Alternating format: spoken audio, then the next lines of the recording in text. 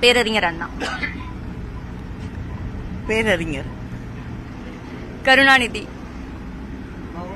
தலைவர், தந்தை, நண்பர். மு.க. ஸ்டாலின்.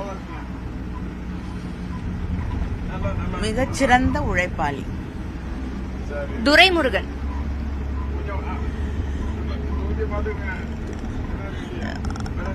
என் தந்தைக்கு ஒப்பான தலைவருடைய நண்பர். உதயநிதி ஸ்டாலின்.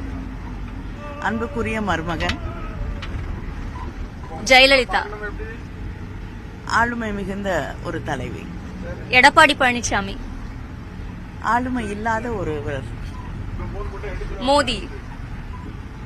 வேண்டாம். வானதி சீனிவாசன்.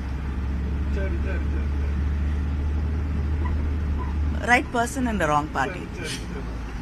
தமிழ்